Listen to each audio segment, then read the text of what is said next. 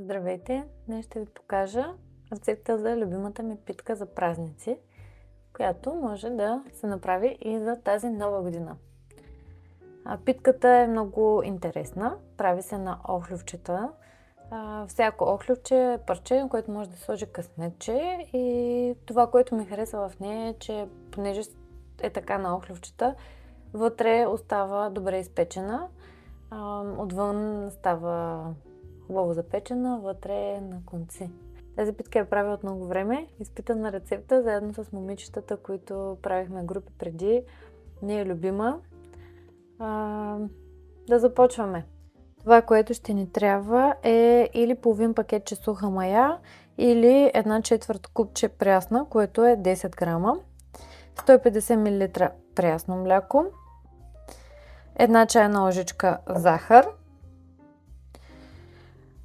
500 грама брашно, което ще си пресеем, 1 чайна лъжичка сол, 3 супени лъжици кисело мляко, 2 яйца, 1 жълтък ще ни трябва и за намазване, след като е готова питката, 60 грама меко масло и 50 грама сирене.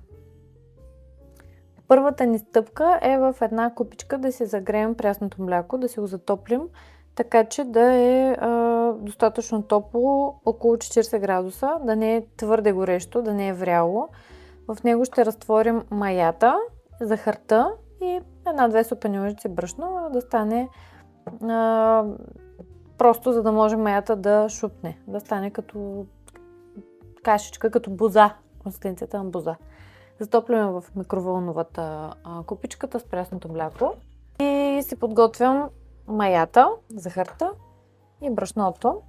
Особено ако правите зимата, тази питка е нормално малко по-бавно да шупне маята, малко по-бавно да втаса. Но в крайна сметка чакането си заслужава. Добре е да си знаем предварително. Това не е солта. Това е захарта.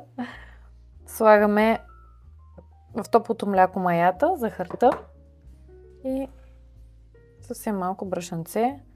Разбъркваме си хубаво да стане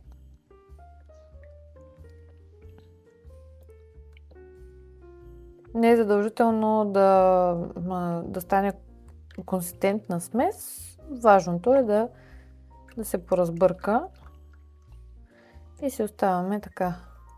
Още малко брашно. Брашното се захранва маята, както и с захарта, да може да си втаса. Добре, както казахме, до 40 градуса да се стопи млякото, не повече, за да не прецакаме маята. Следващата ни стъпка е да си пресеем брашното, което от тези 500 грама сме взели 2-3 супени лъжици. Оставам си на топличко да си втаса. Може да сложи вътре в печката, може да сложи и с една чиста кърпа отгоре. Ето така тук. Ще си го сложа до свеща. Как разбираме кога шупва? Започва да излизат балончета отгоре и започва да видимо да изглежда като шупнало визуално и може да се помирише, започва да мирише на мая много силно. Аз лично харесвам питката с прясна мая повече, съвсем различен е вкуса, просто се усеща по-силно маята вътре. Така, следващата ни стъпка е да си пресеем брашното. Аз използвам на София Мел брашното, което е екстра. Правила съм и с обикновеното брашно на София Мел. Отново се получава много добре.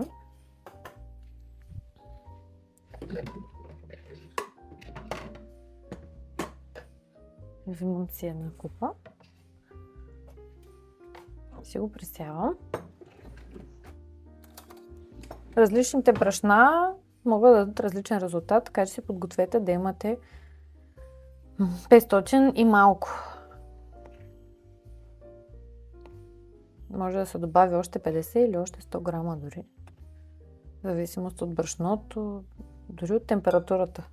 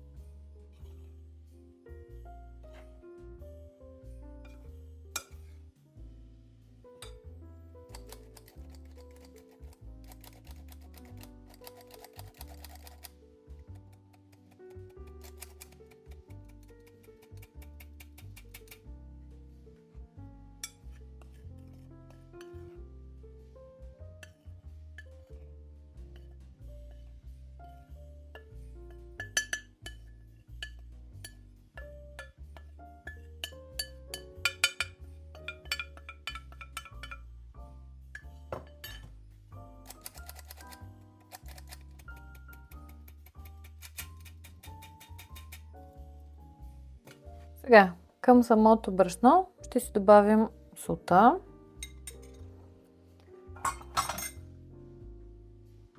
Киселото мляко.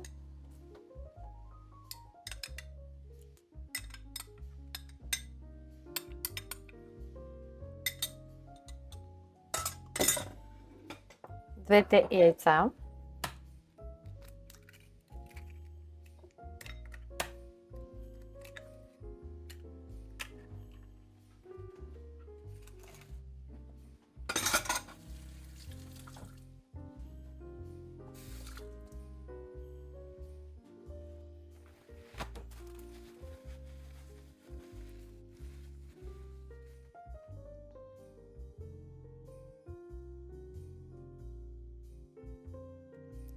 И ще добавим 2 супени лъжици от маслото. Като първо ще го загреем, за да бъде меко.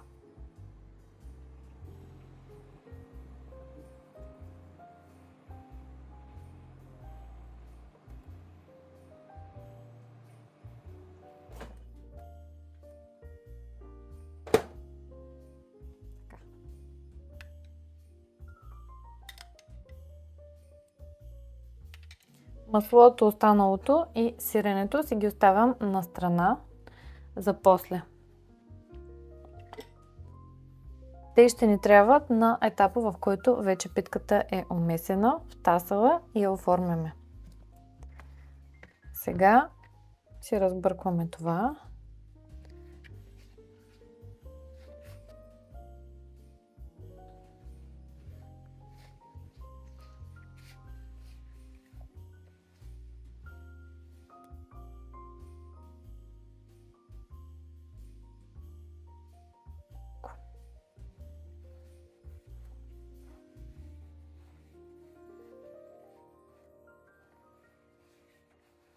Хубаво е, като месим, едната ръка винаги да остава чиста.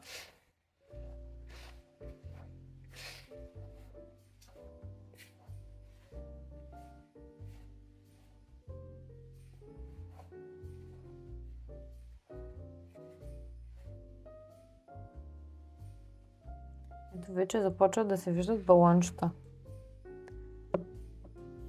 И миризмата просто е различна. Ще изчакам още малко. Хубаво да се шупне. Няма да я притискам. Много е важно дори да минават, ако особено е по-студено в стаята, дори да минават 15-20 минути, оставете си я, изчакайте си я. Ето вижте как просто има балончета, отгоре се получва това шупване.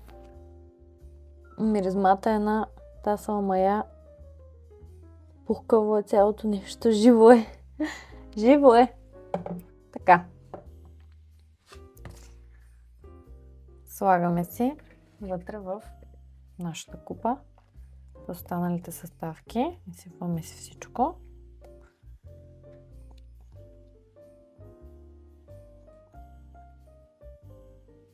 И започваме да си помесваме тестото.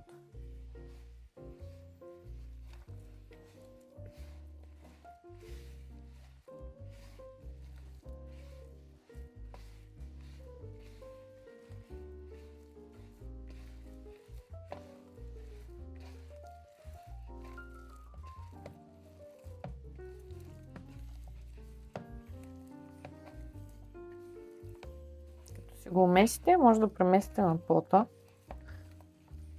Например, ето сега усещам, че може да ми трябва просто по-леко, по-рядко, отколкото ми се иска. Може да ми трябва още малко брашно. Вземам си брашното да е до мен. На 100 грама. Е, така си го слагаме тук. Малко да имам на пота. И ето и тук ще меся аз. Набрашнявам си ръката. И започвам да си меся.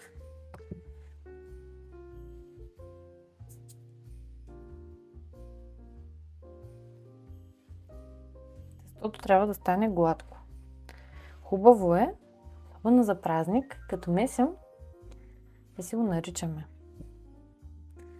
За мен това е най-хубавия женски ритуал. Така да си месиш в тишина и да си наричаш тестото.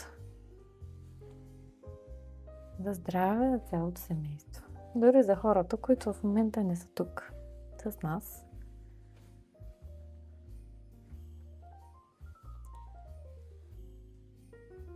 Които са в чужбините, които пътуват.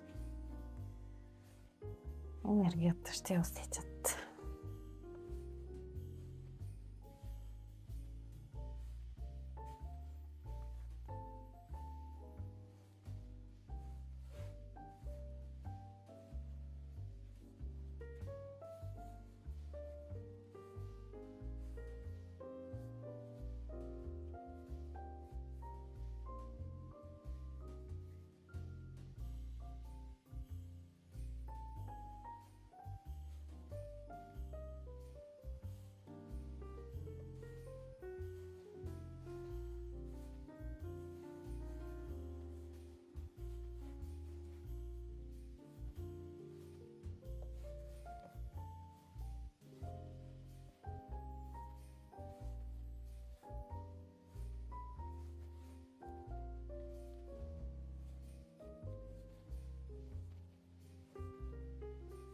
Вижте как подпива цялата брашна.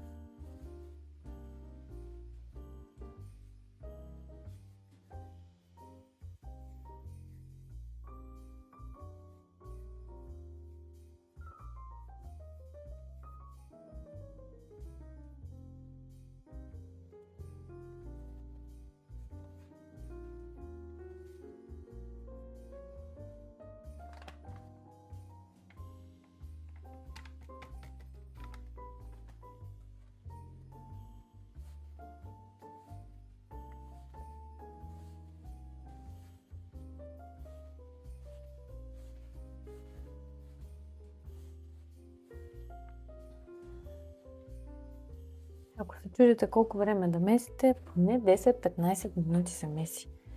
Но аз ви съветвам да усещате тестото, как го чувствате, дали е готово според вас. Пробвайте, експериментирайте.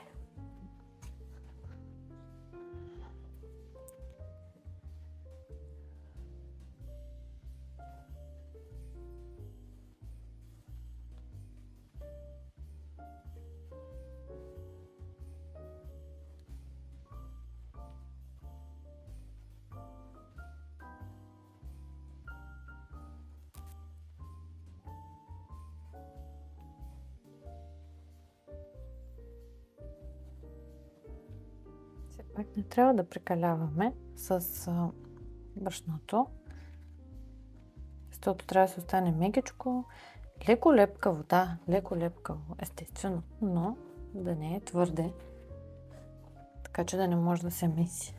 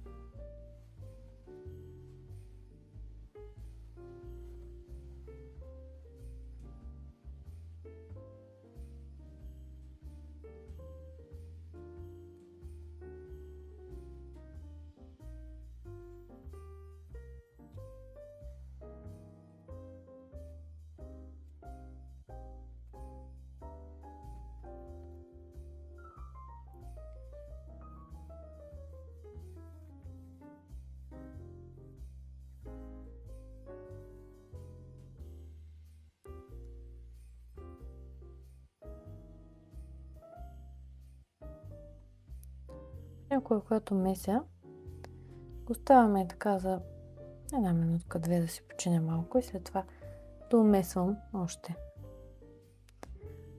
Забелязала съм, че така става още по-мекичко тестото. Мина една минута. Сещам го една идея по-живо от тестото. Се иска малко да го поумеся и все малко още брашно добавих на супена лъжица някъде. Така като за финал. Но то започва и докато го месим, то си започва вече да си втасва. Особено ако ръцете не са топли и в стаята, ако е топло, става по-мекичко, по-живо.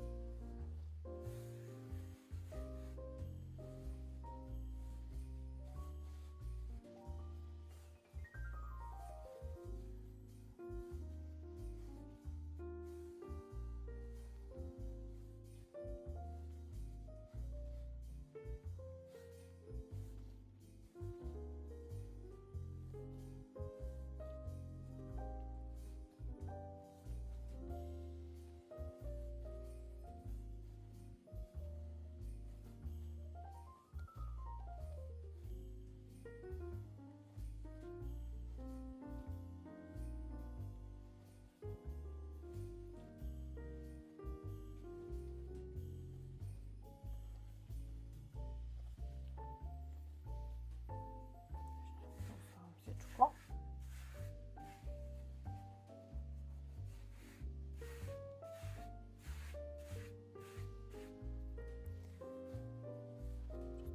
Се усеща как просто тестото вече е готово, то е гладко. Много е приятно, много е мекичко на допир. Това трябва да се получи.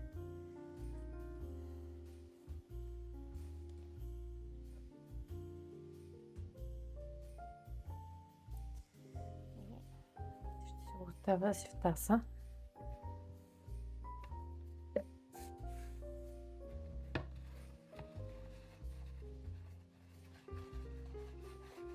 Но с купата, в която си го месихме, малко си я изчиствам.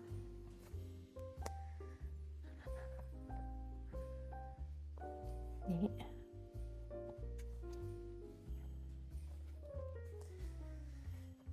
го оставям тук за може би около час и половина-два. Зависи колко е топло в стаята.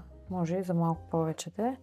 Преценете си, оставете си поне 3 часа за втасване и още след оформянето около 30 минути също за второто втасване. Трябва да удвои обема си. Просто я сложете в подходяща купа, така че да удвои обема си. Може, ако нямате капаче на купата, да се сложи фолио, да се сложи една чиста кърпа. Може да се втаса във всяка една купа. Всеки един съд. Просто е достатъчно голям да не тръгне тестото да ви гони. Оставям си го е така, на топличко. Пак казвам, може да приберете във фурната, ако не ви трябва. Ако е леко стоплено, наистина просто трябва да е много леко. Тук за втасването 25-26 градуса е идеална температура. Няма смисъл от бързо втасване да пришпорваме работата. Да се го оставим така. И ще се видим след малко. Тук съм отново с втасалото тесто.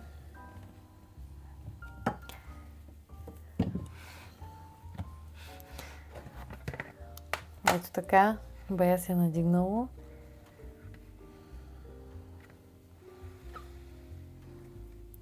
И сега е време. Ще си намазня ръцете обаче.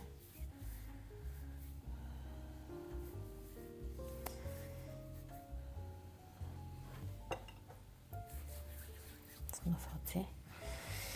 И сега е време да си оформим нашата питка.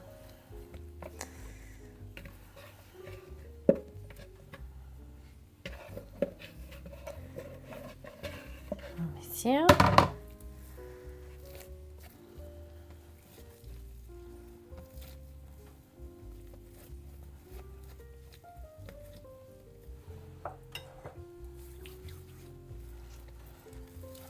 Така. Сега това тесто си го разделяме на долу-горе 3 равни части.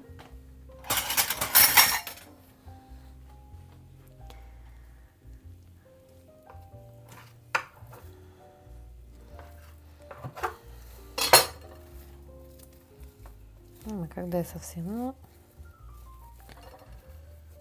долу-горе да си ги усещате, че са равни.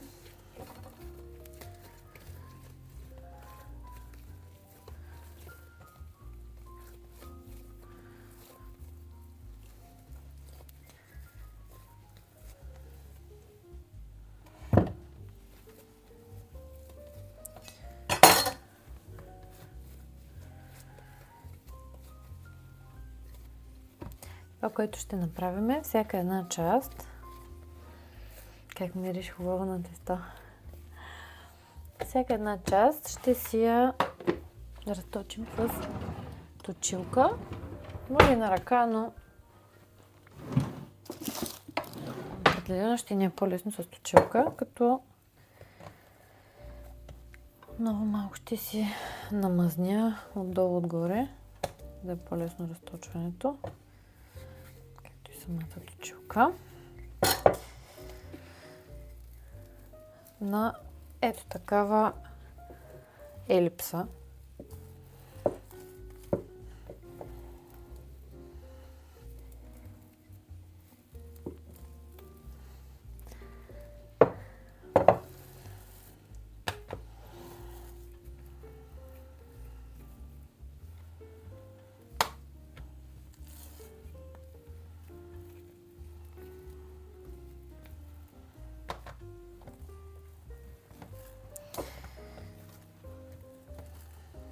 И това, което правим, е да си намажем с масълце.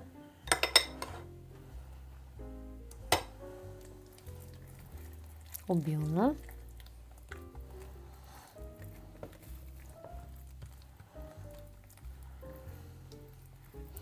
И с малко сиренце поръсваме.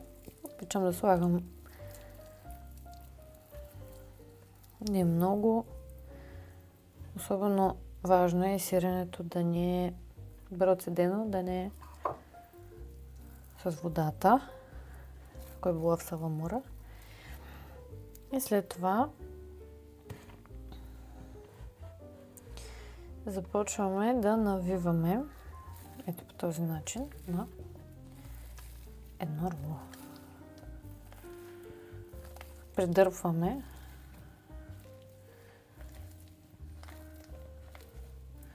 много е хубаво тестото, наистина хубава питка ще се получи. И сега всяка част по този начин се прави от трите. В зависимост колко големи искаме да не станат охлювчетата, долу-горе на 5 части режем.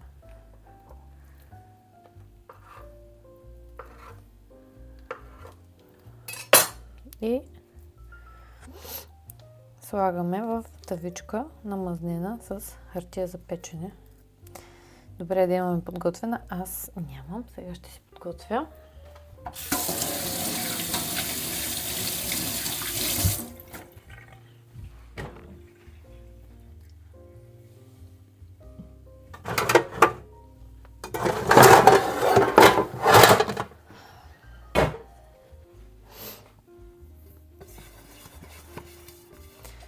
Тази тава ще стигне. Мисля, че с 24 см е тя. Ако не се лъжа.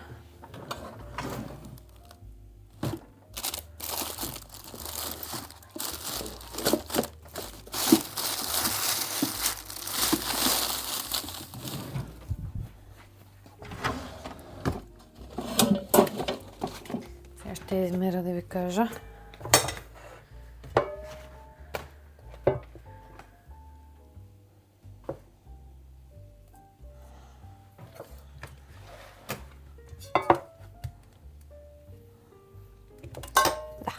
Тази тава е 24 см, за малката питка ще стигне.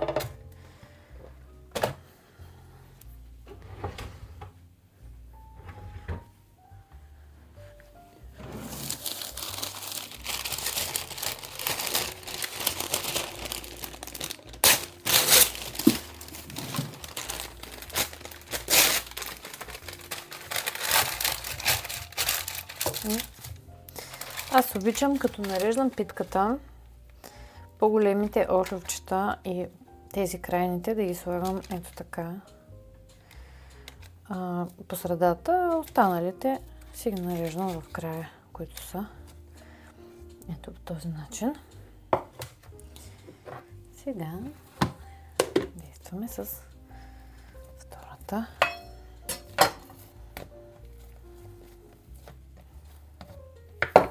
Вече като сме намалили веднъж точилката е по-тънка, като е мазен. Няма нужда да продължаваме. Разточваме на елипса.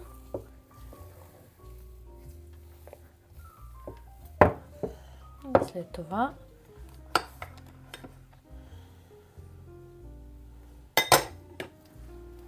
намазваме обилно с масълце.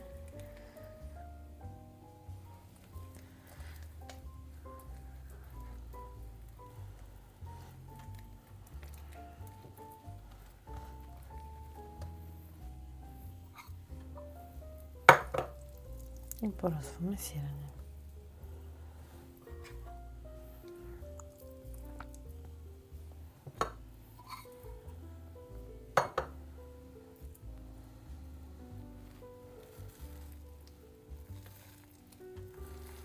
И след това навиваме.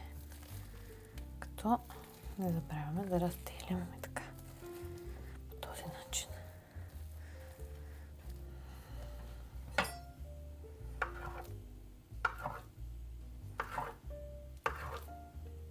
Пет, 6 части.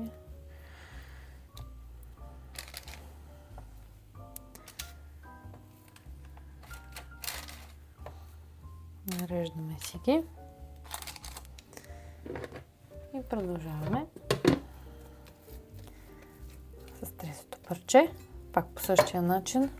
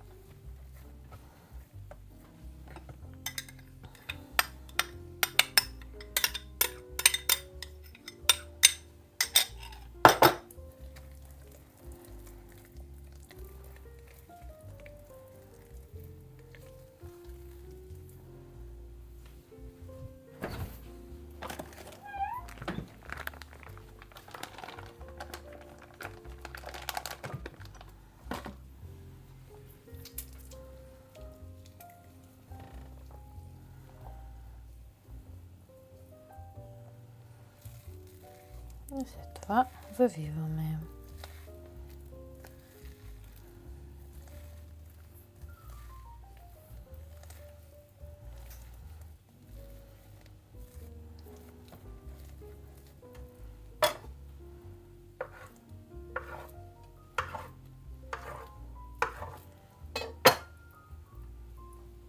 И отново режем, подреждаме си последните охлювчета.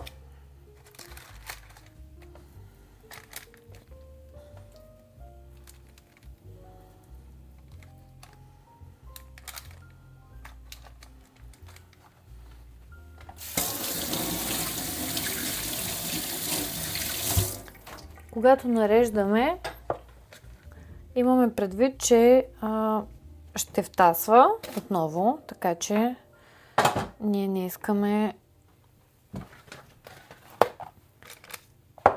искаме да са твърде сбити. Гледаме добре, така да се оформим, че да има някакво разстояние. Тя даже вече започна да си втасва. Първите. Така или иначе тя се намества. Но сега ще сложа една монетка от лева.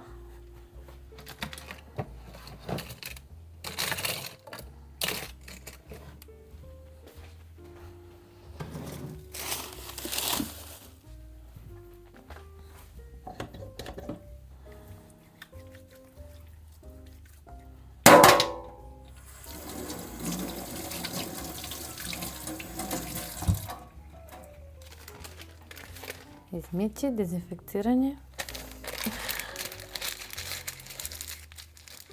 Увити в хартия за печене от всяка страна, на което се падне. Тук ги слагам под това парченце. Сега, последната ни стъпка. Последната ни стъпка е да си я намажем с жълтък.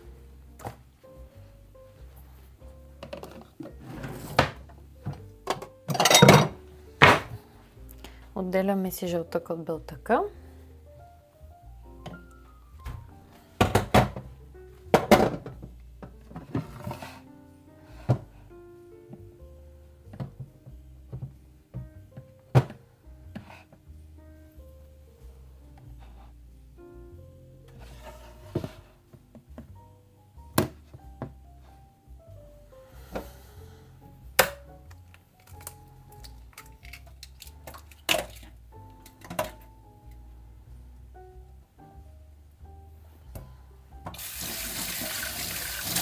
Наливам малко водичка, защото понякога загаря.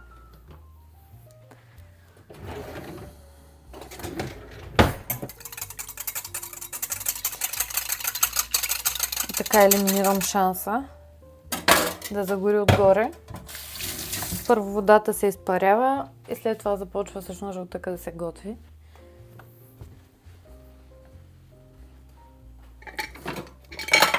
И с една чечица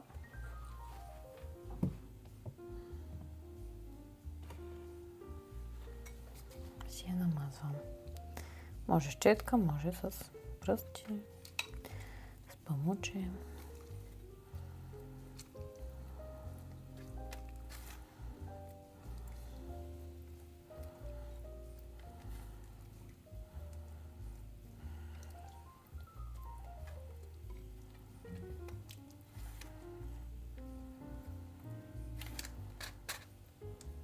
Така.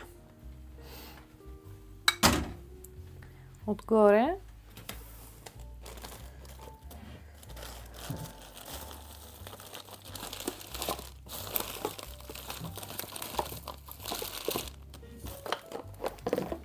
както казахме, отгоре по желание може да се наръси малко сусам.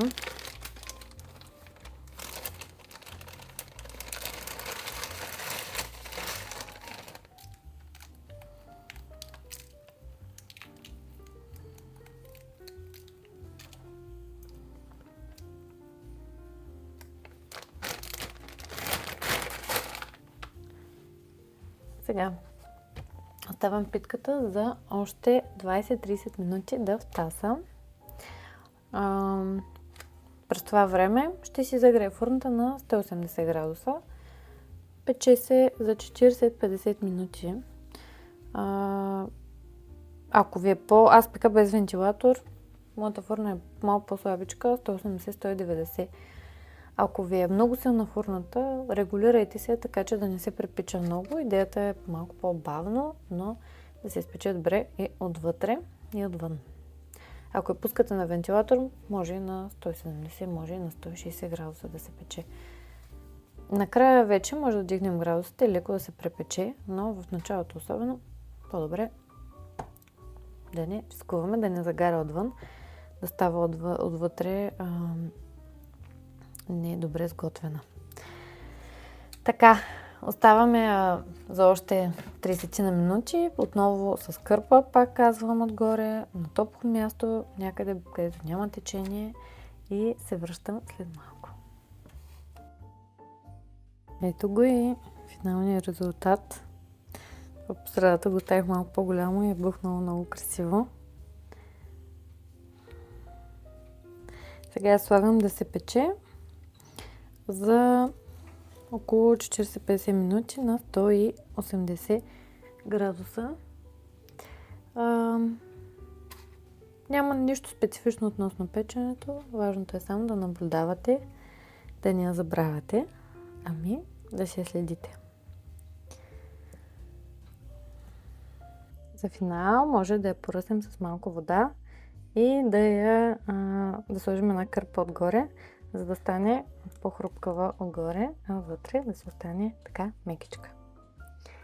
Отгоре обикновено набучвам новогодишните късмети на всяко парче, така че за всеки да има по нещо. Това е рецептата за празнична питка. Дано новата година бъде хубава за всички нас, да сме здрави и да продължаваме да готвим с вдъхновение. Благодаря, че гледахте видеото. Ако ви е харесало, харесайте го, споделете го и ако изпечете питката, може да изпращате снимки да виждам вашите новогодишни питки. До скоро!